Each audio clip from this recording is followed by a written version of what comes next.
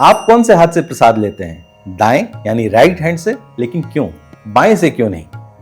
हिंदू परंपरा में प्रसाद को हमेशा दाएं हाथ से लेने की परंपरा है और इसके पीछे धार्मिक, आध्यात्मिक और व्यवहारिक तीनों कारण हैं। दाहिना हाथ हिंदू संस्कृति में शुद्ध और सत्कर्मों का प्रतीक मानते हैं। पूजा पाठ, अर्घ्य, आचमन, तिलक, दीपक जलाना, दान करना, सारे सेक्रेड रिचुअल्स दाएं हाथ से ही किए जाते हैं। मानते हैं कि दाहिने हाथ का प्रयोग भगवान के प्रति श्रद्धा, पवित्रता और सम्मान दर्शाता है। शास्त्रों में दाएं हाथ को कर्म करने वाला हाथ बताया गया है। इसी हाथ से मनुष्य काम, पूजा और सेवा करता है, जबकि बायां हाथ सामान्यतः अपवित्र कार्यों जैसे शौच, साफ सफाई आदि के लिए प्रयोग किया जाता है। इसीलिए जब हम भगवान का प्रसाद ग्रहण करते हैं तो दाएं हाथ का उपयोग कर हम यह दिखाते हैं कि हम अपनी शुद्धतम भावना और कर्मशीलता के साथ ही इसे स्वीकार कर रहे हैं। स्पिरिचुअल दृष्टि से भी देखें तो इसका एक गहरा महत्व है।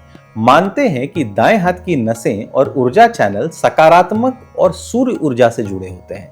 प्रसाद ग्रहण करते समय दाएं हाथ का उपयोग करना इस ऊर्जा को ग्रहण करने और आत्मा को शुद्ध करने का प्रतीक है। यही कारण है कि मंदिरों में पुजारी भी प्रसाद या आशीर्वाद दाएं हाथ से ही देते हैं।